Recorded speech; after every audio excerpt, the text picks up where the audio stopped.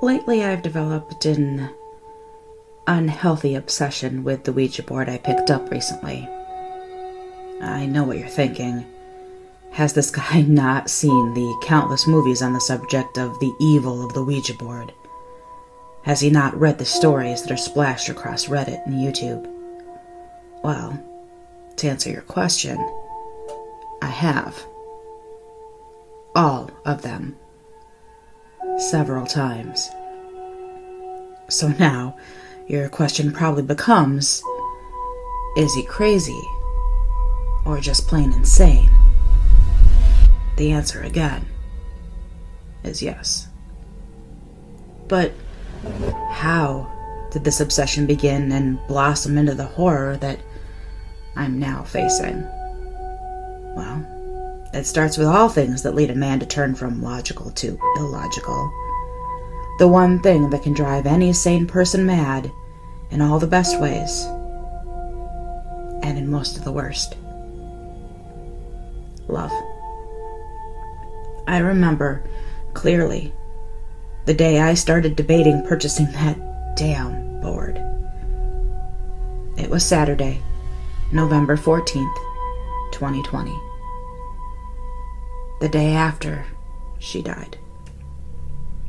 She is Claire Harper. Yes, that Claire Harper.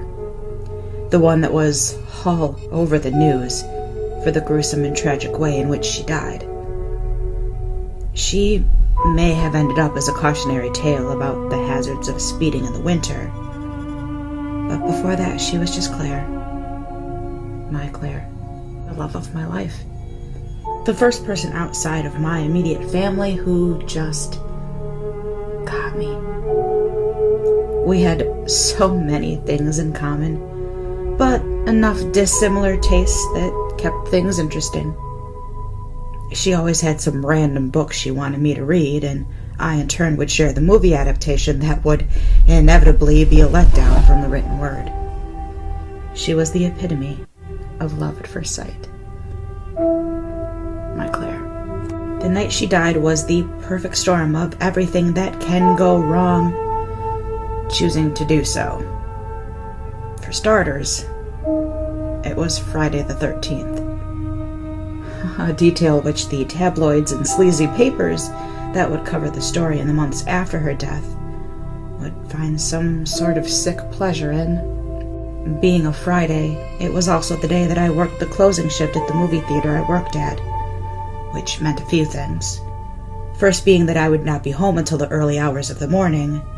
Second, that I most likely would not have the chance to talk to Claire until I woke up after my after-work stupor, which usually ended up being around noon on those days.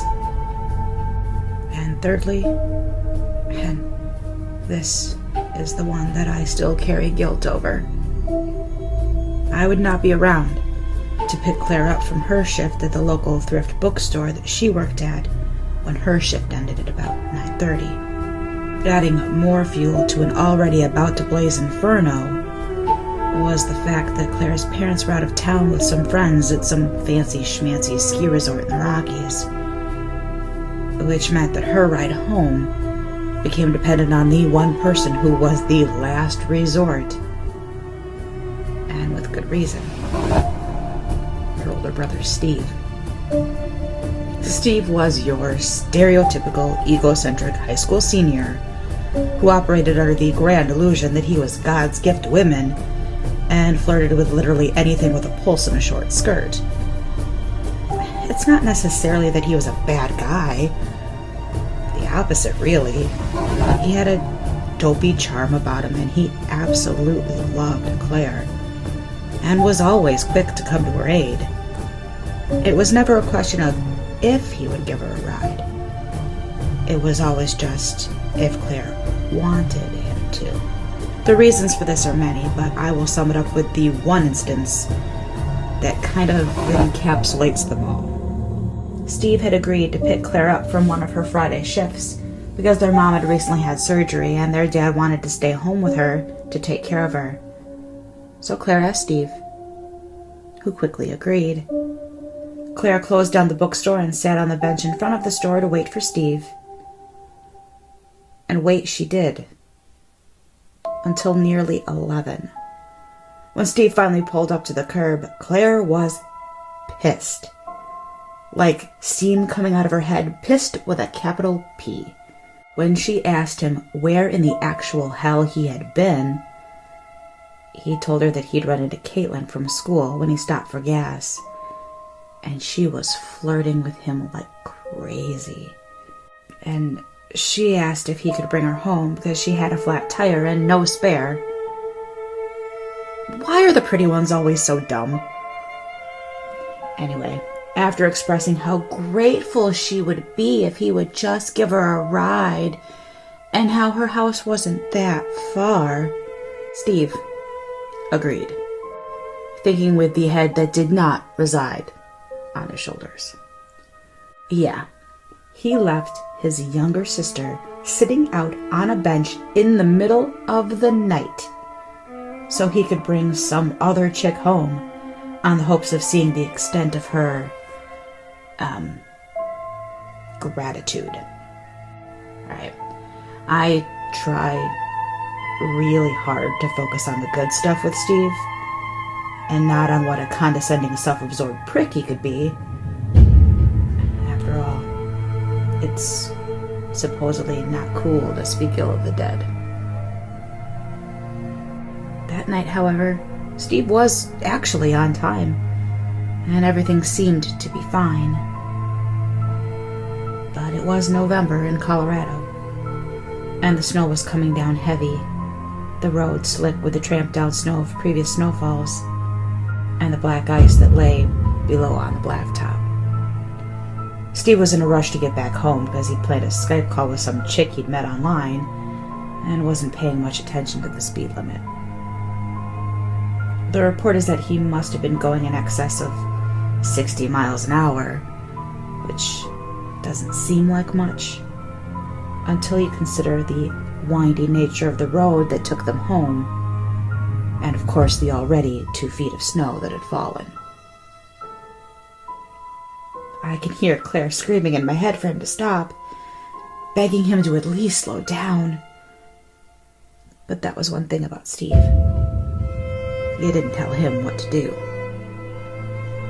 The police report states that he was approaching the turn too quickly and lost control of the car, spinning out of control and sliding down the embankment into the field below. Which brings us to the next horribly ironic and sadistic detail of that night. The field they slid into belonged to a local guy named Isaac who had an irrational fear of trespassers and had surrounded his field not just with a fence, but a barbed wire fence that he had electrified. The impact of the crash was enough to eject Claire from the vehicle, even with her seatbelt on, and with the fact that immortal Steve saw no danger in anything. He was not wearing a seatbelt at all. They assume he died from electrocution after hitting the fence, as there were several scorch marks on his body when it was retrieved from the scene. But for me and his parents, we pray to God that he died on impact. And then there was Claire. Sweet, innocent Claire. After Claire was ejected from the vehicle, her body also sailed into the fence at just the right angle, at just the right speed, decapitating her. Her head was found in the middle of the fenced-in yard, her body just outside its boundaries. The gruesome details of the events of that night would haunt me and also haunt the Harper family, not just because we envisioned those last moments and the terror and fear they both must have felt. No. We were haunted by the news reports that were everywhere we turned. I didn't eat, sleep, or shower for weeks. My mother began to worry that she would lose me completely to my grief, and I honestly feared the same for a while. The only solace I did find was in reading all of Claire's favorite books. and then watching their film counterpart. It was one night when I felt brave enough to stumble back into her favorite that the idea to purchase the Ouija board first emerged. Claire was a true horror fan at heart, and her favorite movie, The Exorcist. It was in the rewatch that I realized that it was Captain Howdy and the Ouija board first thought to be the reason for the nightmare that would fall upon Reagan. It was intriguing, but I quickly put the thought out of my mind. But as I continued to watch more movies in which the famous board played a part, it was then that I realized the one thing they all had in common. It worked. The board worked, and communication with the other side was achieved. From there, I actually did research, and I read up on the board online. I watched YouTube clips. I devoured the content and found myself becoming obsessive. Day in and day out, I thought about the possibilities. Sure, I saw how horribly it had ended up for others, but this was Claire we were talking about. And Claire could never be evil. So I did it. I bought one. I mean, seriously, people, it's a fucking board game made by Milton Bradley, made out of goddamn plastic. What harm could it really do?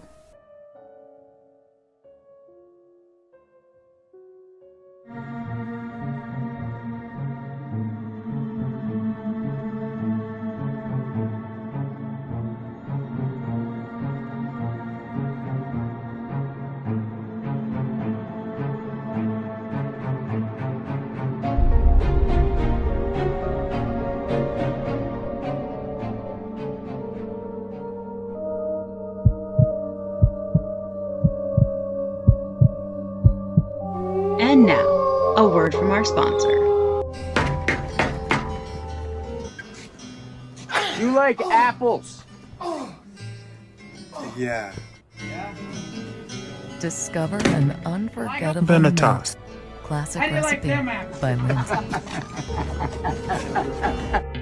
Benetos is a premium gaming peripheral brand geared toward developing high-performance products. We're currently working toward creating new, exciting, and unique products not currently found on the market. With quality to match its sleek and beautiful design, I can honestly say that my Benetos mouse is the best that I've ever owned, and I'm looking forward to expanding my collection of Benetos products. Benetos ships internationally with extremely low international shipping costs, and shipping is free to the US and Canada.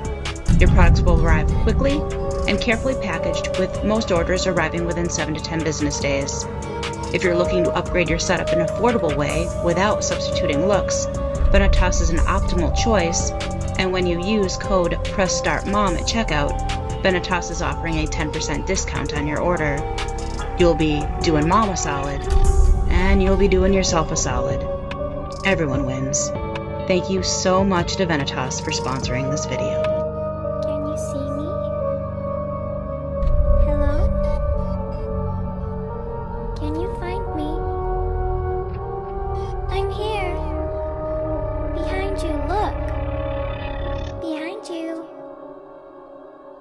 I'm behind you. I am right behind you. Don't be scared. I just want to play a game with you. Hey, don't you run away. Please stay.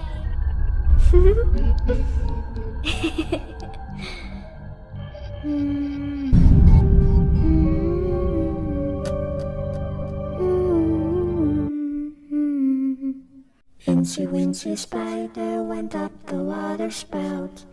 Down came the rain and washed the spider out. Out came the sun and dried up all the rain. So Incy Wincy Spider went up the spout again.